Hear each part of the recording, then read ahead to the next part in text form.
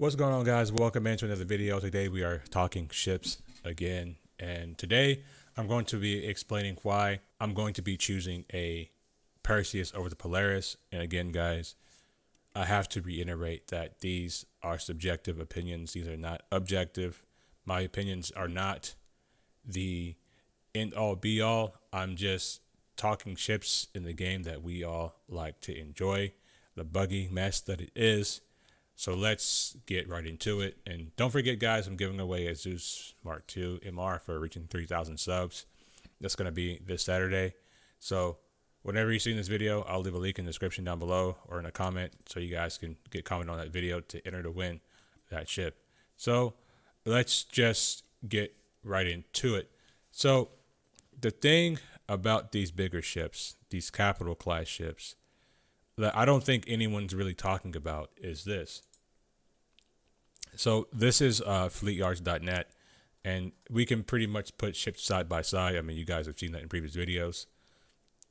We could pretty much put ships side by side, and I think that this thing right here, the crew, is the most important parts of these ships. So for the Polaris, you need 6 people minimum. 6 people minimum on the Perseus. You need 6 persons max versus 14 persons max on the Polaris. So I think that this right here is a very, very important thing to talk about when we are discussing these ships and how we use them in the verse.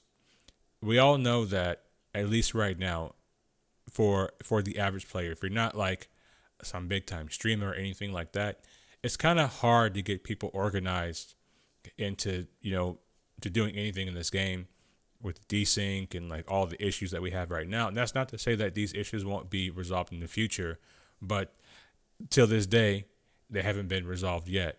So we have to go with the things that we can currently see in the game, as far as like the gameplay and like how it functions, right?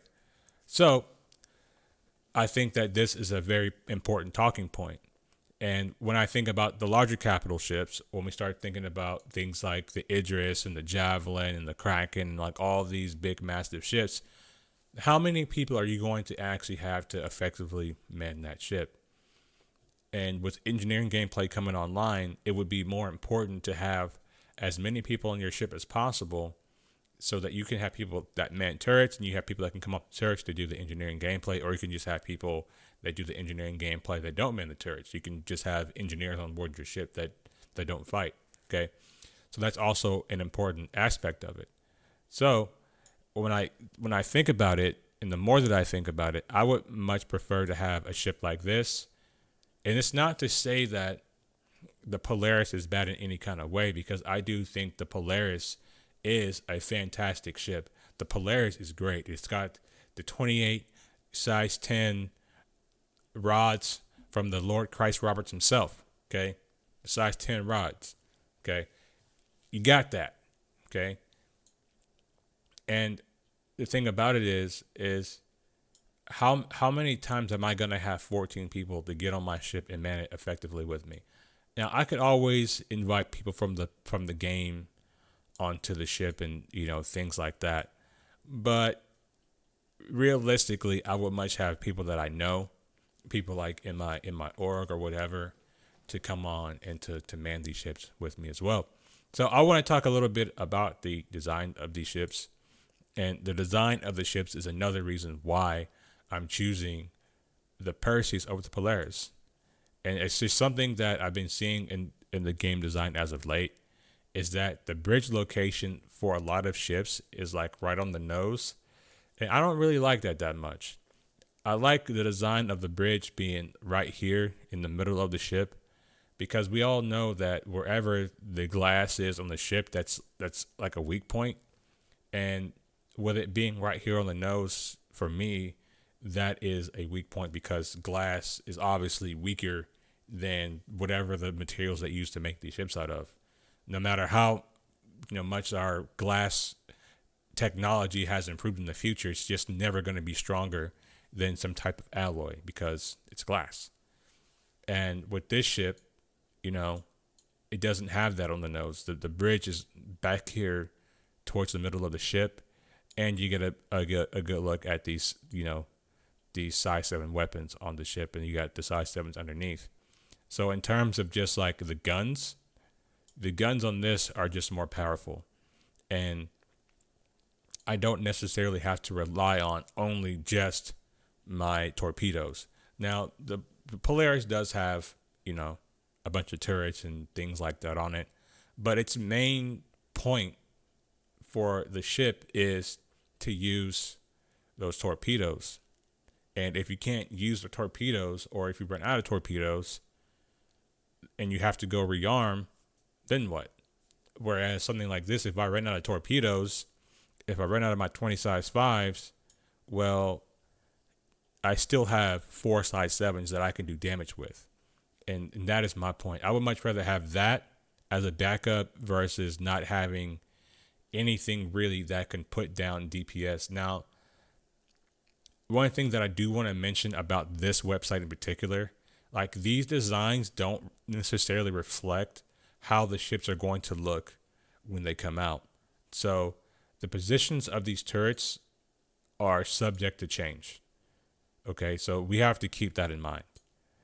I think that the Perseus is pretty much going to be spot on, but I know that they've changed some things and they've added turrets onto the Polaris, and that's why it's a 14-person ship now versus it being, I think it was like an 8 before.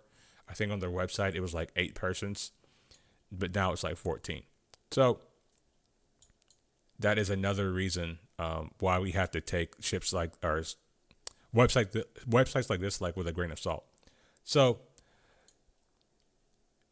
another reason to think about the Polaris over the Perseus is you have this giant hangar which you can put light fighters in. I'm not going to say I'm not into, but something that I don't really care that much about is the hangar. I mean, if I'm bringing a ship like one of these two, I'm not trying to launch a light fighter out of it. Pretty much, I'm going to be launching my payload with this ship and I'm getting the hell out of town, right? I don't think this ship is going to be designed for long sustained fights. And I think this ship, the way that it's designed, the forward facing size 7 weapons, I think this ship is designed to be in long sustained fights. And people say in the comments like, oh, if Idris sees this coming, then it's just going to swat it away. And I wouldn't be so sure. I just wouldn't be so sure about that. I think if you put 4 size 7s onto an Idris, it's gonna be a bad day for the Idris. It'll be a bad day for any ship that sees 4 size 7s coming down on it. And currently, right now, I think the largest weapons that exist in the game are size 6s that you can actually buy. So with this ship having size 7s on it, it's going to be one of the few ships that has size 7s from stock, and that you won't really need to change out for anything else. So those are some of my reasons why. I know that this one does have a little bit of storage on it. I think on the website it says it has about 50 SEO of storage, but I do see that growing. But I could also see it staying the same, because I believe this is around the same size as a Hammerhead. I think the Hammerhead's actually bigger than this, but let me see real quick. Because I know the Hammerhead has very, very small storage. Let me just see real quick. Oh, the Hammerhead's actually bigger. Yeah, the Hammerhead's actually bigger than this and has pretty small storage as well. We all know the storage, let me zoom out. The storage on the Hammerhead is basically non-existent, but that's not what it's designed for. The Hammerhead's not designed for it's not designed to move things around. It's not designed for storage. But we can see the Hammerhead's a little bit bigger at 115 meters long. So that's kind of the reason why I want it. It's not a crazy big ship. And then, like I said, with things like engineering and stuff coming online, I feel like if you have your crew that has the maximum amount of people on it, like the Perseus is 6 people, it's going to be a lot easier to deal with some of those engineering scenarios, even if you just don't have dedicated engineers on board, versus something like this or something like an Idris or something like a Javelin, to where you need all of these people on board your ship and you don't have it, and you have to take someone off a turret. It really hurts the firepower of the ship. It really hurts the effectiveness of the ship. So, that's going to be my reasons why I'm choosing the Perseus over the Polaris, and it has nothing to do with the Perseus, not the Perseus, but it has nothing to do with the Polaris not being effective. It just has more to do with the amount of people that you need to make the ship effective. That's, for me, is the biggest selling point. It's a little bit cheaper. I'm going to have to CCU my way up to a Perseus, but hopefully within the next year I can do that. And with that being said, guys, let me know what ship you're going to choose down below in the comments. I'm choosing the Perseus. I probably know many of you are going to choose the Polaris just to be against me, but that's okay. And yeah, let's talk about it in the comments. Let's be civil. Remember, it's all subjective, and we can all make good points about what ship is good and what ship is not good. But that's going to be my time. I thank you for yours. I'll see you guys in the next video. Peace.